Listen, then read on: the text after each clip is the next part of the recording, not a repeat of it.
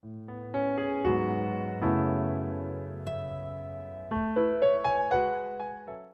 함께 말씀 봉독하도록 하겠습니다. 오늘 말씀 데살로니가전서 5장 16절에서 18절까지 말씀 짧습니다. 우리가 한 목소리로 읽겠습니다. 시작. 항상 기뻐하라, 쉬지 말고 기도하라, 범사에 감사하라. 이것이 그리스도 예수 안에서 너희를 향하신 하나님의 뜻이니라. 한 번 더 읽겠습니다. 시작. 항상 기뻐하라, 쉬지 말고 기도하라, 범사에 감사하라. 이것이 그리스도 예수 안에서 너희를 향하신 하나님의 뜻이니라. 아멘. 오늘 우리에게 주시는 하나님의 말씀입니다. 술을 굉장히 좋아하는 한 수도사가 있었습니다. 목사라고 말씀 안 드리는 이유는 목사는 술을 먹으면 안 되지만 그 천주교 이제 사제들, 수도사들은 술을 드셔도 돼요. 그래서 술을 너무너무 좋아해요. 근데 술을 너무 좋아하니까 술 때문에 여러 번 곤경에 처한 거예요. 막 겨울에 술 먹고 취해서 길거리에서 잠이 들어서 죽을 뻔하기도 했고, 또 술 먹고 비틀비틀 거리다가 산비탈에서 막 이렇게 구르기도 한 거예요. 그래서 수도원 원장님이 이렇게 놔두면 안 되겠다 싶어서 그 사제에게, 그 수도사에게 1년간 금주령을 내렸습니다. 1년간 술을 먹지 마라. 한 석 달은 잘 참았어요. 석 달은 잘 참았는데 어느 날 이렇게 포도주 창고를 지나가는데 냄새가 너무 향긋한 거예요. 막 온몸의 세포가 술 냄새에 반응한 겁니다. 그래서 이 수도사가 어떻게 했는지 아세요? 무릎을 딱 꿇었습니다. 주여, 시험에 들지 않게 하소서. 저에게 이 유혹을 이길 힘을 주소서.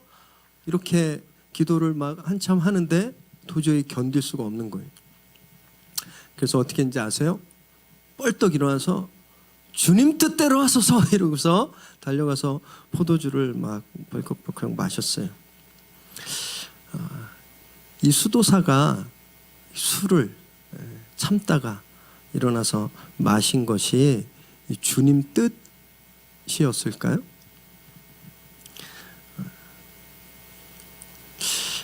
주님 뜻이 아니라 그냥 자기가 유혹에 이길 수 없어서 그냥 마신 거예요. 그냥 요즘 말로 말하면 stupid. 주님 뜻이 아닌 거예요. 우리는 주님 뜻이 아닌데 하나님 뜻이라고 고백할 때가 참 많이 있습니다. 내가 싫은 건 하나님 뜻이 아니라 그래요. 내가 원하지 않는 건 하나님 뜻이 아니라 그러고, 내가 좋아하는 건 이 하나님 뜻이라고 생각해요. 그래서 형제들이 소개팅 나가서 아름다운 자매가 나오면 아, 이거 하나님 뜻인가 보다 이렇게 이야기해요.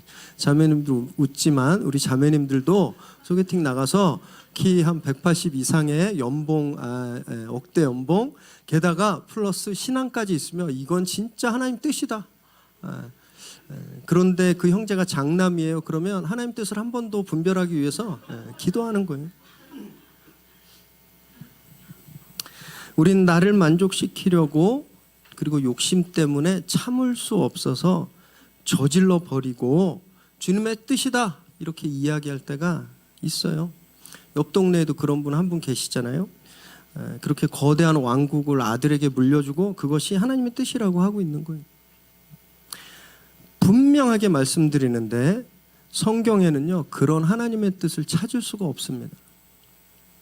성경에선 그런 하나님의 뜻이 없어요. 대신 성경에서 정확하게 이것이 하나님의 뜻이다 라고 한 구절이 있는데 오늘 본문입니다. 오늘 본문을 우리가 한 번 더 읽어보실까요? 시작. 항상 기뻐하라, 쉬지 말고 기도하라, 범사에 감사하라. 이것이 그리스도 예수 안에서 너희를 향하신 하나님의 뜻이니라. 누구의 뜻이라고요? 하나님의 뜻. 항상 기뻐하는 것, 쉬지 말고 기도하는 것, 범사에 감사하는 것, 이것이 무엇이라고요? 하나님의 뜻이에요. 이상하다. 우리 애가 좋은 대학에 가는 게 하나님의 뜻이 아니었나? 참 이상하네. 내 사업이 성공하고 번창하는 게 하나님의 뜻이 아닐까? 우리 교회가 날마다 부흥하고 성도도 많이 오고 그래서 큰 성전을 건축하는 것, 이것이 하나님의 뜻이 아니었나? 이렇게 생각하실 수도 있으신데 분명히 말씀드리지만 그런 건 하나님의 뜻이 아니에요. 하나님 뜻이 아닙니다. 그런 건요, 우리가 잘 아셔야 돼요. 이게 헷갈리시면 큰일 납니다. 우리가 하나님의 뜻대로 살 때, 우리가 하나님의 뜻대로 살 때 누리게 될 수도 있는 축복이 그것이지, 그것이 하나님의 뜻이 아니라는 거예요. 제가 왜 누리게 될 수도 있는 이라고 말씀드린지 아세요? 하나님 뜻대로 살아도 우리가 기대하지 않는 결과를 받을 수 있기 때문에 그럽니다. 우리가 싫어하는 결과가 올 수 있기 때문에 그래요. 예수님이 하나님의 뜻대로 사셨죠. 그래서 그분이 어떻게 되셨어요? 십자가에서 죽으셨어요. 초대교회 우리 성도들은요, 하나님의 뜻대로 살다가 콜로세움 원형 경기장에서 사자에 찢기고 불에 타서 죽임을 당했습니다. 주기철 목사님은요, 하나님의 뜻대로 살다가 교회까지 폐쇄되고 당신은 순교를 당하셨어요. 갑자기 위기감이 막 몰려오는 거예요. 와, 이거 내가 신앙생활을 괜히 했나? 계속 교회 다니다가 나도 쫄딱 망하는 거 아닐까? 나도 다 뺏기고 그렇게 죽게 되는 거 아닐까? 그러나 너무 걱정하지 않으셔도 됩니다. 걱정하지 않으셔도 되는데 지금은 그런 극단적인 선택을 강요하는 시대가 아니기 때문이에요. 그리고 또 저와 여러분이 그런 엄청난 결단을 이렇게 질 만큼 위대한 사람들도 아니기 때문에 이렇게 걱정 안 하셔도 돼요. 동네 조기축구에서 뛰는 회원을 갑자기 영국 프리미어 리그로 데려갈 수는 없잖아요. 그죠? 그래서 너무 이렇게 걱정 안 하셔도 됩니다. 근데 왜 제가 이 기쁜 날, 이 감사의 날, 추수감사 주일에 왜 이런 무거운 말씀을 제가 드리고 있을까? 그 이유는 저희가 이 감사절에 진짜 감사가 무엇인지, 감사가 어떤 것인지 그 감사의 의미를 저희가 좀 깨닫기 원해서입니다. 일단 저희는요, 바라는 것이 이루어지면 감사합니다. 우리가 원하는 것이 이루어지면 감사해요.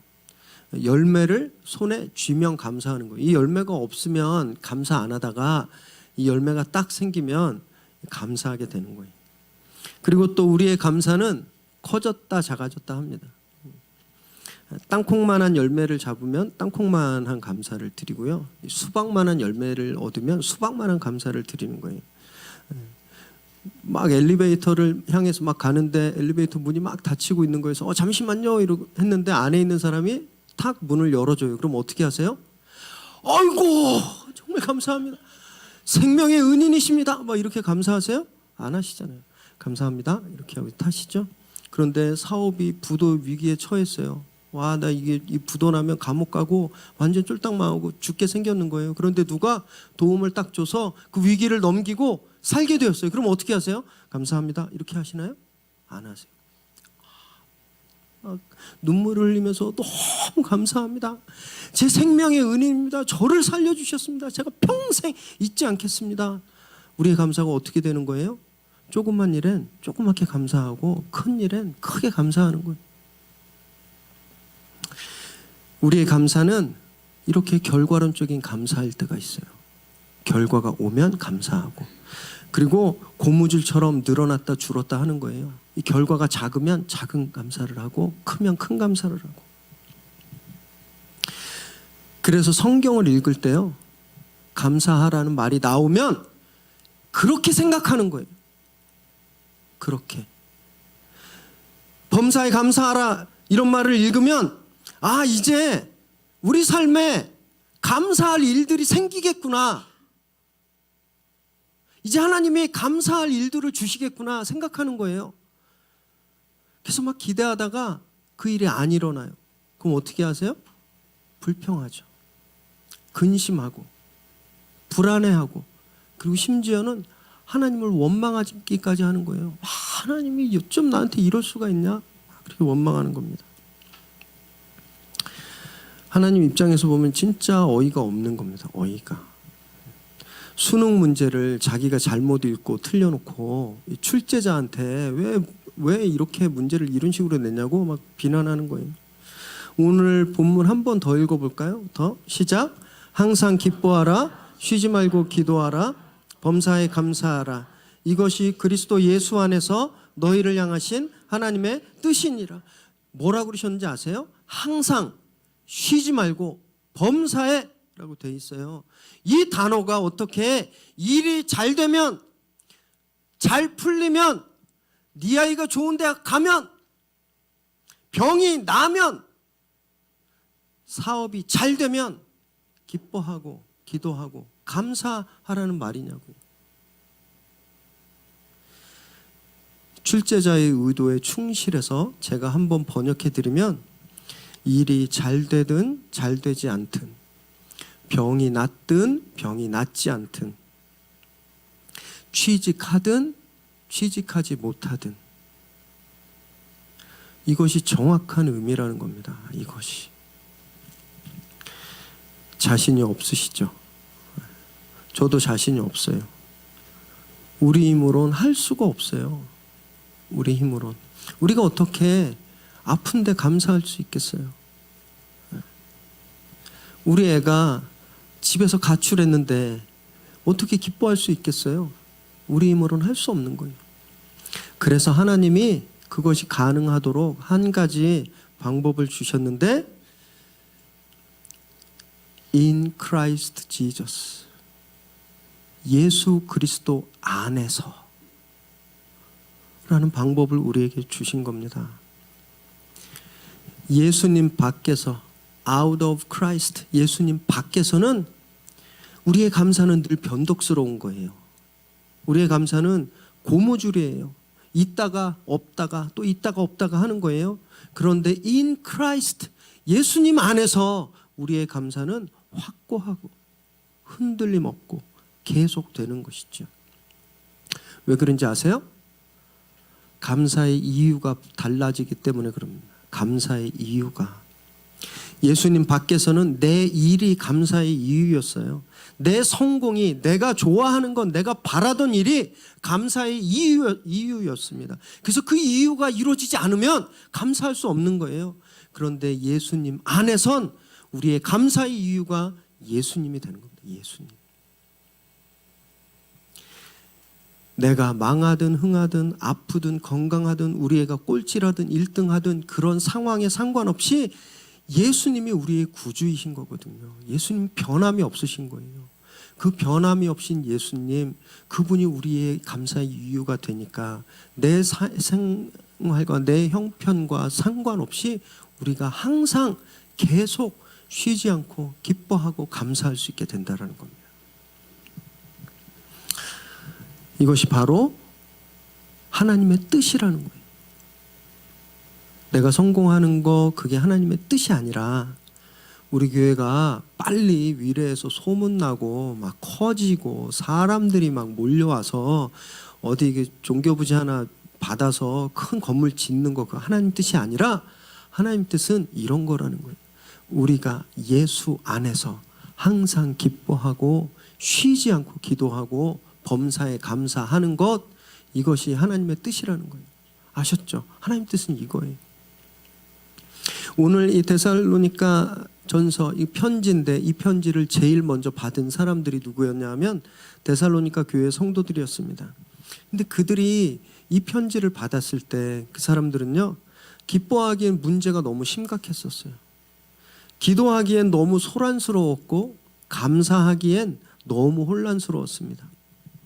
바울 사도는 데살로니가에 가서 교회를 개척하기 전에 빌립보에 있었습니다. 그런데 빌립보에서 엄청 시달리셨어요. 막 매 맞고 테러 위협에 시달리고 실제 타격도 받았습니다. 그래서 그래도 그가 빌립보에서 전도를 하고 그리고 데살로니가로 들어갔어요. 그런데 거기서도 너무너무 힘든 거예요. 고난이 막 오고 반대가. 그래도 그가 하나님의 말씀을 선포하자 사람들이 회심하고 달라졌어요. 그래서 교회가 세워졌죠. 그런데도 계속 협박과 핍박이, 폭력이 떠나지 않으니까 그가 데살로니가 교회를 떠날 수밖에 없었습니다.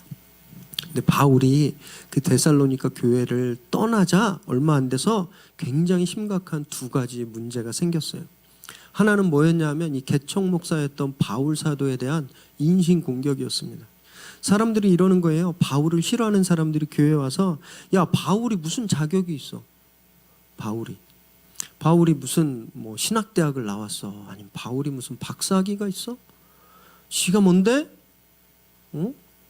사도라고 막 그래. 그리고 가만 보니까 바울은 다 지가 좋아하는 사람들이랑만 막 일했더라고. 그래서 자기가 뭘 하려고, 자기 이익을 위해서 그렇게 바울이 했었어. 바울은 진짜 사도가 아니야. 또 다른 문제는요, 극단적인 영지주의자들, 이단이었습니다.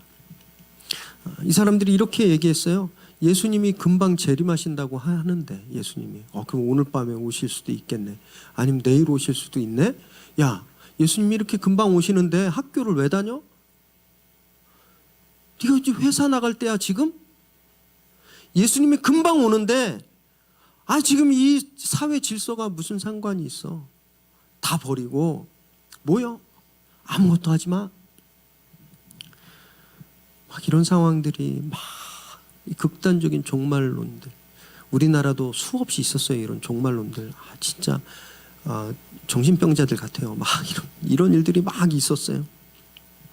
바울이 그렇게 핍박을 이겨가며 전도하고 사역했던 그 열매가 지금 어떻게 되고 있는 거예요? 썩어가고 있는 거예요. 제가 개척 목사잖아요, 그죠? 그런데 이단들이 우리 교회에 슬며시 들어와서 저를 막 모함하는 거예요. 김 목사가 아무리 봐도 이 신학 공부를 제대로 한 것 같지 않아. 설교하는 걸 가만히 들어보면 이 성경적이지 않은 것 같아. 막 이런 얘기를 하는 거예요.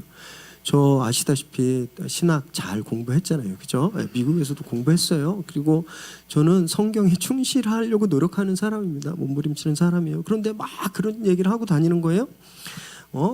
김 목사는 누구만 이뻐해, 누구하고만 좋아해. 그러니까 나한테 인사를 안 하잖아. 당신도 그렇게 무시하는 거야. 막 이러면서 혼란스럽게 만드는 거예요.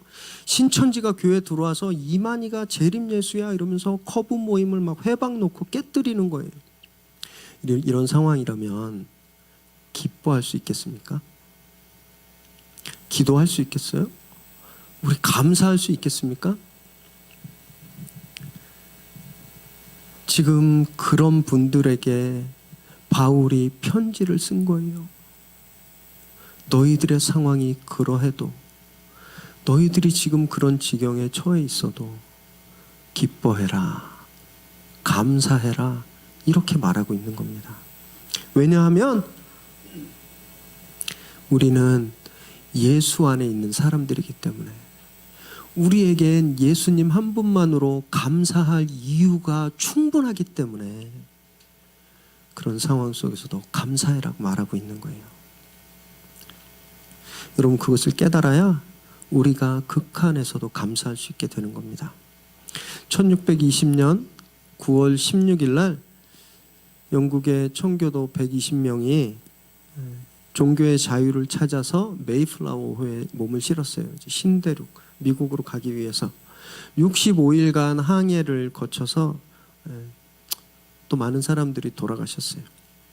결국 12월 21일 날 미국의 매사추세츠주에 도착합니다. 그들이 도착하자마자 땅을 밟게 해주신 하나님께 감사 예배를 드렸어요. 그리고 열심히 땅을 개간하고 교회부터 짓고 열심히 농사를 지었는데 1년 동안에 그들 중에 44명이 돌아가셨어요. 죽었습니다. 풍토병을 이기지 못하고 영양실조에 걸려서 추위를 이기지 못하고 죽었어요. 그런데 이 장례도 치르지 못했습니다. 왜냐하면 이 사람들이 점점 죽어나가는 걸 알면 그 지역에 있던 원주민들, 네이티브 아메리칸들, 인디언들이라고 알려진 그들이 공격할까 봐 마음 드러내놓고 장례도 못 드린 거예요. 그러다가 그 주변에 있는 부족들과 화친을 맺게 되었고 그들에게 옥수수 심는 법을 배우게 됩니다. 그래서 옥수수를 심어서 그 다음해인 1621년 10월 가을에 첫 열매를, 첫 수확을 거두었어요. 그들이 그 곡식을 손에 쥐고 하나님께 너무너무 감사해서 하나님께 감사 예배를 드렸는데, 이것이 오늘날 추수감사절의 유래입니다. 유래. 이 전통이 계속 이어지다가 1789년에 워싱턴 대통령이 날짜를 정하게 됐어요. 11월 26일 날 감사절로 공표했고, 이것이 막 여러 가지 의논을 거쳐서 1941년에 공식적으로 매년 11월 넷째 주 목요일, 매년 11월 넷째 주 목요일을 추수감사절로 지켜지게 된 거예요. 진짜 추수감사절은 다음 주 목요일인 겁니다. 그래서 미국, 캐나다는요, 다음 주 일주일간 방학이에요. 다 감사절을 지켜요. 이 전통이 1904년 미국 선교사들을 통해서 한국교회로 전해집니다. 한국교회로. 그래서 원래 처음에는 11월 셋째 주 수요일 날을 추수감사절로 지키다가 11월 셋째 주일로 이제 변경되고 지켜지게 됐어요. 그래서 한국의 대부분의 교단들이 오늘 11월 셋째 주인 오늘을 추수감사 주일로 지키는 거예요. 미국의 이 초기 청교도들이 영국에서 쫓겨나듯이 도망치듯이 나왔거든요. 그들이 가지고 있었던 집, 땅, 재산 다 빼앗겼어요. 맨몸으로 신대륙에 정착했습니다. 그 정착해서 자신들의 믿음의 형제 자매들이 3분의 1이나 죽어갔어요. 그리고 얻은 소산이 한 줌, 옥수수 한 줌이었습니다. 자기들의 신세가 얼마나 처량했겠습니까? 그냥 영국에 있었으면, 신앙을 그냥 포기하고 그냥 거기에 있었으면 훨씬 더 풍족하고 편안하고 안전하게 살 수 있었을 텐데, 목숨을 걸고 신앙을 지킨 대가가 겨우 옥수수 몇 포대인 거예요. 한번 생각해 보세요. 여러분, 제가 사업이 너무 크게 잘 돼서 70평 펜트하우스에서 살다가 쫄딱 망해서 10평도 안 되는 반지하 사글세 방으로 갔어요. 그리고 하루 열심히 벌어서 겨우 라면 몇 봉지 사서 그걸 들고 집으로 올 때 감사할 수 있겠습니까? 감사할 수 없어요. 제 신사가 얼마나 비참하겠습니까? 그런데 그 상황 속에서 청교도들이 감사를 드리는 거예요. 감사를. 왜 그랬는지 아세요? 그들이 예수 안에 있었기 때문에. 그들이 비록 과거에 누리던 것하고는 비교할 수도 없을 만큼 초라하고 그들의 상황이 극한에 있었지만, 그들이 여전히 예수 그리스도 안에 있었기 때문에, 예수가 그들의 감사의 이유였기 때문에 그 보잘것없는 곡식 앞에서 하나님께 감사할 수 있었던 거예요. 착각하시면 안 돼요. 그들이 열매를 얻었기 때문에 감사한 게 아니라 그들이 예수 안에 있었기 때문에 감사할 수 있었던 거예요. 그런데 그 전통이 예수 밖으로 벗어나니까 완전히 타락하고 바뀌게 된 거죠. 지금은요, 원래 11월 추수감사주일, 12월 성탄절이 있어요. 기독교에서 최고로 감사해야 될 시즌들인 거예요. 그런 절기예요. 그런데 이 감사의 시즌이 지금은 세일 시즌이 됐습니다. 대박 세일 시즌. 좋은 물건을 싸게 구하고 그냥 막 하는. 그래서 미국에 보면 블랙 프라이데이라고 있어요. 목요일이 추수감사절이잖아요. 그 다음 날, 그 금요일을 블랙 프라이데이라고 해서 진짜 어마어마하게 세일합니다. 좋은 물건들. 그래서 사람들이 그 전날 밤부터 줄 서서 새벽까지 기다리는 일들이 막 벌어지는 거예요. 성탄절 다음 날은 박스데이라고 그래요. 박스데이. 박스채 다 싸놓고 세일하는, 온갖 상술과 마케팅으로 감사의 의미를 변질시켰어요. 마치 이런 거예요. 야, 좋은 물건을, 평소에 갖고 싶은 물건을 싸게 살 수 있으니까 얼마나 감사하냐? 감사의 이유가 예수 그리스도가 아니고 이제 감사의 이유가 상품이 된 거예요. 감사의 이유가 그걸 살 수 있는 능력이 됐고 풍요로움이 돼버렸어요. 그렇게 예수 밖으로 벗어나니까 세상이 타락하고 감사할 줄 모르게 되어버린 겁니다.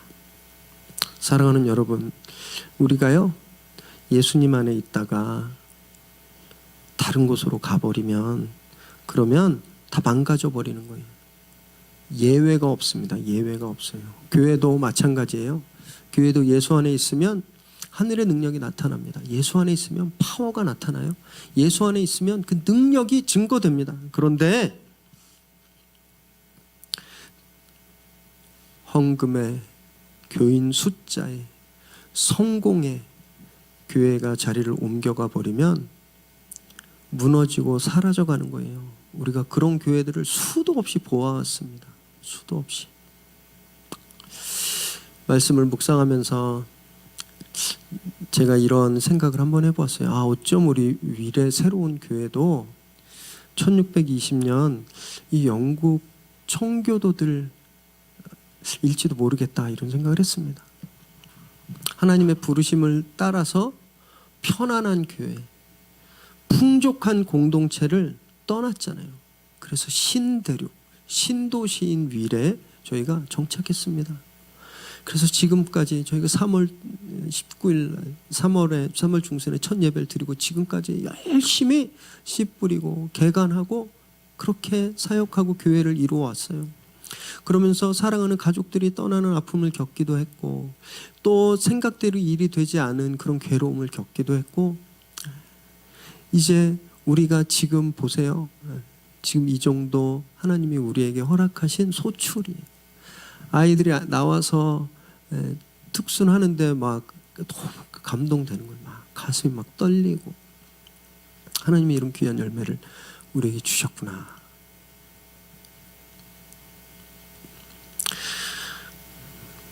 그 첫 감사 예배가 오늘인 거예요. 하나님이 우리에게 개척 후에 지금까지 주신 것에 대한 감사. 그런데 이 감사의 순간 우리가 지금 이 눈에 보이는 것들을 감사의 이유로 삼으면 우리도 앞으로 변질됩니다. 윌의 새로운 교회는요 부흥할 거예요. 저는 확신해요. 제 욕심이 아니라 그런 확신이 있습니다. 그리고 숫자도 늘고 재정도 더 풍성해질 겁니다. 만약에 우리의 감사의 이유가 그런 것들이 되어버린다면 우리도 그냥 똑같이 타락하고 변질되고 사라져버리는 그런 교회들 중에 하나가 될 거라는 겁니다. 그런 이유들이, 그런 결과들이 우리의 감사의 주인이 되면 안 된다는 거예요. 이 교회의 감사의 이유, 윌의 새로운 교회가 감사해야 하는 유일한 이유는 예수 그리스도라는 겁니다. 그러기 위해 우리가 예수 안에 있어야 되는 거예요. 그렇기 때문에 쉬지 말고 기도해라 라고 말씀하시는 겁니다. 여러분, 기도는 호흡이에요. 호흡. 우리가 숨을 쉬는 겁니다. 호흡이 멈추면 어떻게 돼요? 죽잖아요. 우리가 기도를 멈추게 되면 사탄의 공격을 이겨낼 수가 없어요. 그냥 우리가 끊어지는 거예요. 흙으로 만든 아담의 코에 성령께서 후 하고 생기를 불어넣어 주실 때 호흡이 생겼거든요. 살아나게 된 거예요. 저희가 기도를 통해서 성령을 호흡하지 않으면 저희는 죽는 겁니다. 그래서 쉬지 말고 기도해야 되는 거예요. 우리가 기도할 때 예수 그리스도를 경험하는 겁니다. 주님을 만나는 그 기쁨이 얼마나 크겠어요. 그 기쁨이 우리를 지배하는 것, 그럴 때 우리가 항상 기뻐할 수 있는 겁니다. 그때 감사의 이유를 찾는 거예요. 그럴 때 내가 바라던 일이 안 돼도 감사할 수 있고, 내가 바라는 일이 돼도 감사할 수 있고, 내가 아파도 감사할 수 있고, 내가 나아도 감사할 수 있는 거예요. 누가 나를 때려도 감사할 수 있고, 누가 나를 안아줘도 감사할 수 있게 되는 거. 여러분, 이것이 우리를 향한 하나님의 뜻이라는 겁니다. 하박국 3장 17절에서 18절 우리 함께 읽어볼까요? 시작. 비록 무화과 나무가 무성하지 못하며 포도나무에 열매가 없으며 감람나무에 소출이 없으며 밭에 먹을 것이 없으며 우리의 양이 없으며 외양간에 소가 없을지라도 나는 여호와로 말미암아 즐거워하며 나의 구원의 하나님으로 말미암아 기뻐하리로다. 무화과 열매가 많으면 더 좋겠죠. 포도나무에 포도가 주렁주렁 맺혀 있으면 더 좋을 것 같아요.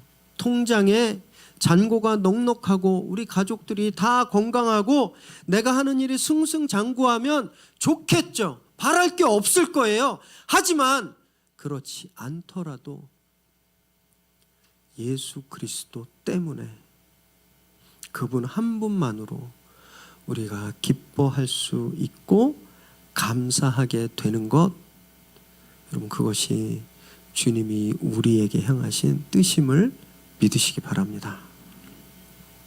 그래서 이 감사의 시즌에 참된 감사의 영성을 회복하는 저와 여러분 되시기를 주님의 이름으로 축원합니다. 함께 기도하겠습니다.